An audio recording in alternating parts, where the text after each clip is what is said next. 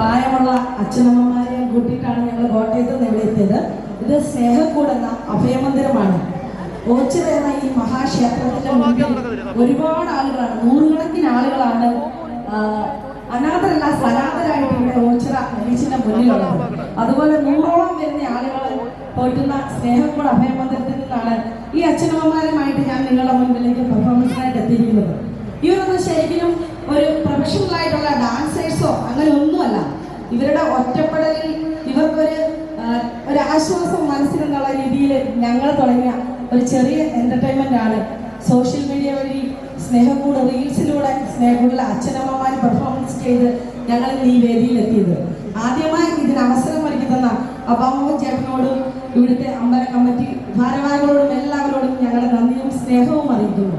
ഒപ്പം തന്നെ ഇന്ന് ഈ പ്രോഗ്രാം 11 മണിക്കായിരുന്നു ഞങ്ങൾക്ക് സമയം തന്നിരുന്നത്. പക്ഷെ ഇവരെല്ലാവരും തന്നെ പ്രായത്തിന്റെ അവശതകൾ ഒത്തിരിയുള്ള അച്ഛന്മാർ ഇനിയുമുണ്ട്. അപ്പം ഇവരെ ആ ഒരു സമയത്ത് പെർഫോം ചെയ്യിക്കാൻ സാധിക്കുമോ എന്ന് ഞങ്ങൾക്ക് അറിയില്ലായിരുന്നു. അതുകൊണ്ട് ഇന്നലെയാണ് ഈ സമയം മാറ്റി 8 മണിക്കാക്കിയത്.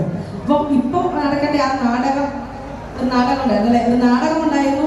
അവരോടും ഞങ്ങളുടെ നന്ദിയും സ്നേഹവും അറിയിക്കുന്നു. അവരവരുടെ സമയം മാറ്റി തന്ന് ഞങ്ങളുടെ അച്ഛനമ്മമാരെ ഈ ഒരു വേദിയിലേക്ക് നിർത്താൻ അവസരം ഒരുക്കി തന്നതിന് ആദ്യം തന്നെ ഞാൻ അഭിമാനിക്കുന്നത് മക്കളൊക്കെ ഉപേക്ഷിച്ച് തെരുവിലേക്ക് തള്ളിക്കളഞ്ഞ ഈ അച്ഛനമ്മമാരെ മാണിക്യങ്ങളായിട്ട് തേച്ചു മുനുക്കി ഇതുപോലെ സമൂഹത്തിൽ ഇത്രയധികം ആളുകളുടെ മുന്നിൽ ഈ അച്ഛനമ്മമാരെ പെർഫോം ചെയ്യാൻ കൊണ്ടുവന്നു എന്നുള്ളതാണ് ഞങ്ങളുടെ ഏറ്റവും വലിയ സന്തോഷം. ഇവർക്ക് ഒരുപാട് തെറ്റുകുറ്റങ്ങൾ കാണും, പക്ഷെ നിങ്ങൾ പ്രോത്സാഹിപ്പിക്കണം, നിങ്ങൾ കൈയടിക്കണം. നമ്മളെപ്പോലെ മനസ്സിലാക്കാനോ ചിലപ്പോൾ ഒരു പാട്ടിന്റെ വരികൾ കേട്ടാൽ ആ പാട്ടിനനുസരിച്ച് ഡാൻസ് ചെയ്യാൻ പഠിച്ചിട്ടൊക്കെയാണ് വന്നതെങ്കിലും ചിലപ്പോൾ ഇത്ര ആളുകളുടെ മുൻപിൽ ആദ്യമായിട്ടാണ് ഇവർ പെർഫോം ചെയ്യുന്നത്. ഇവരുടെ തെറ്റുകുറ്റങ്ങൾ നിങ്ങൾ ക്ഷമിക്കണം. നമ്മുടെ സ്നേഹക്കൂട്ടിലെ അച്ഛനമ്മമാരുടെ എല്ലാവരും ചൊല്ലണം എന്ന പെർഫോമൻസ് നമുക്ക് കാണാം.